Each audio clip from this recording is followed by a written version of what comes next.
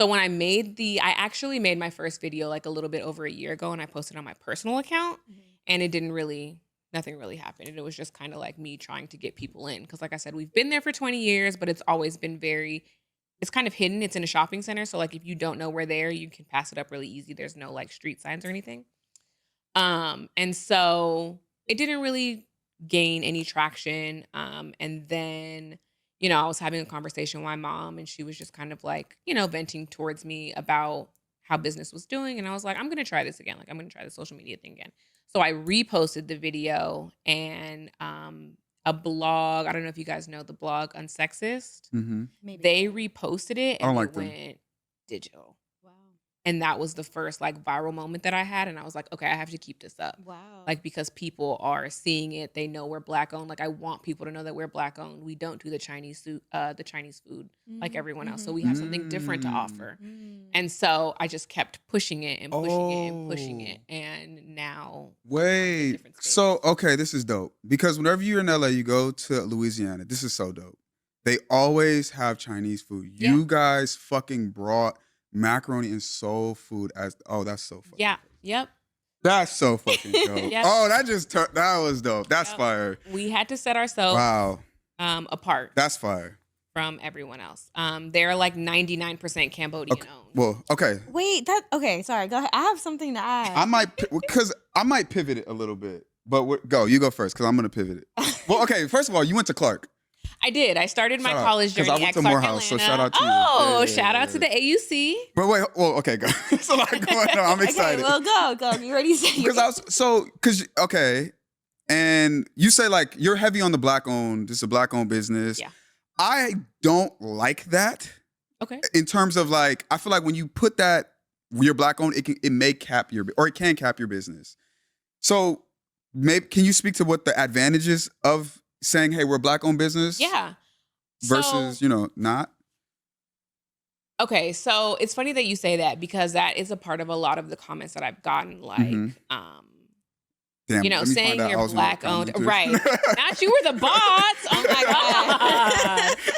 God. That was a part of a lot of the comments that I get. Like, just because you're Black-owned, like, doesn't make you any different from any other business, But I think that a part of what my passion is, and what I believe my mission to be, is to advocate for Black-owned businesses and just Black creatives and just Black voices in general. So even now, as the only Black-owned Louisiana, so we do everything in-house, of course. We make all of our sides. We hand make all of our sides. But I source desserts, and all of our desserts are from Black women-owned bakeries. And that was very intentional. Yeah.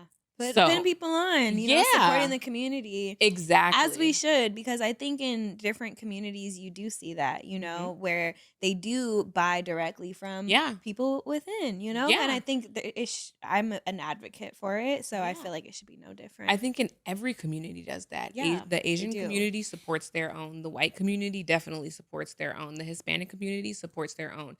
And I'm not deeply rooted in any of those. Well, the Hispanic community, yes, because my mom's Hispanic, but I'm not so deeply rooted in those communities to where I know anything other than the support that I do see up front. But it just feels like when it comes to garnishing and keeping the support of the Black community, it is so hard.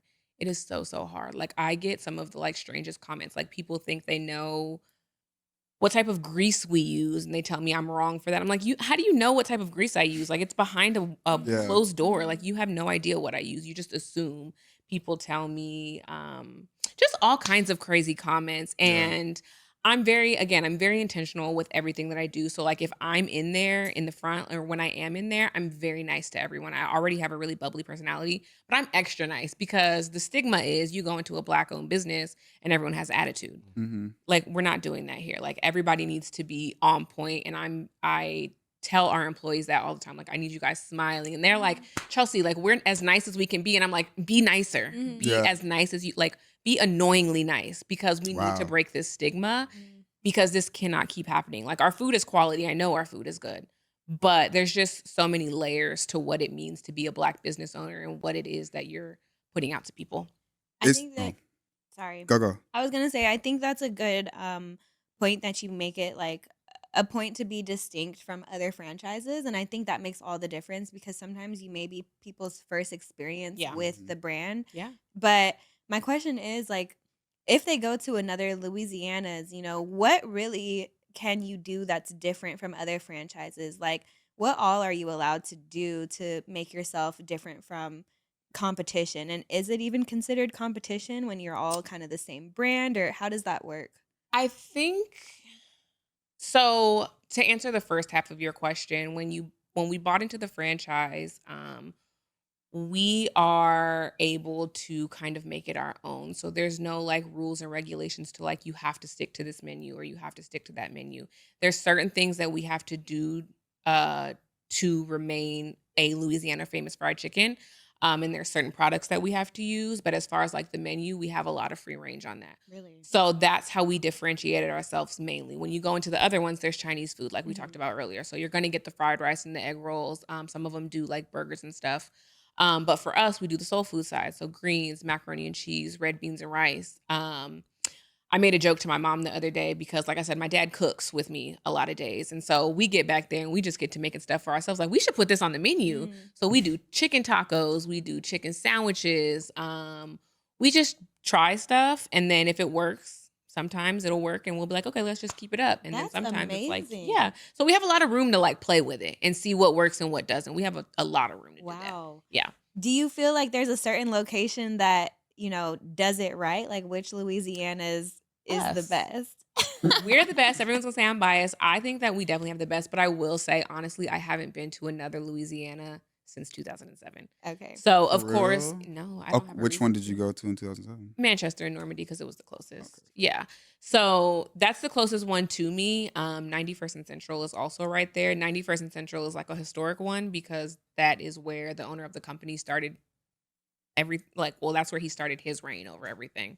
So that's a historic one, but I can't give you a fair opinion on that 'cause I haven't been to Why do another you one. why do you think like Louisiana is so synonymous with LA? Well, it started in LA. It started on Vermont and Imperial. That was the very first one, and it just kind of grew from there. And I think it was just always accessible and affordable. And I think that still reigns true, but also it's just good. I Mhm. mean, but like, we have all the chicken spots, the Louisiana, Jim Dandy, Golden Bird, KFC. But I don't know, there's just something special about the Louisiana brand that I think people really love. I don't know if it's genuinely the taste of the food or like you say, it just is synonymous with the city of LA Yeah. because people love it. I learned something new today for sure. I didn't realize that they all could have different menus like Yeah. that based on the franchise. So Yeah. that's cool. But what advice would you have for people who are looking to kind of get into the business or in franchising in general? I know it's sometimes like people who may be wanting to get involved in restaurants or food Mhm. business, they look into franchising. So what tips, advice, things do you have for people who may want to learn? I would say, and this is me again saying it from a standpoint of second generation ownership. So I watched my parents start it all. I would say don't give up. Do your research. Sometimes things seem appealing, but you have to really dive into the numbers and what it means, behind the scenes for you. Do your research, but don't give up. Like if you want something, go for it, put in the work. Um, yeah, just don't stop running. Don't stop grinding. I think another thing that's synonymous with LA is we're all hustlers. Keep hustling. Facts. Do what you got to do to get to where you want to be for sure. This has been quite the journey for me. I had to me saying that I'm second generation. I know a lot of people are going to be like, "Oh, you didn't really like put in the work to get to where you have to be." Like, no, I had to really prove myself to my parents to be like, "Hey, you guys, like I'm ready to do this." I went back to school. I got a business degree. Like I don't make any decisions still to this day without talking to my mom about it. I get all advice from her. So just put in the work, do what you have to do, get a mentor, and just go. Don't stop. Just go. What are you looking at to do? Like, what's kind of next?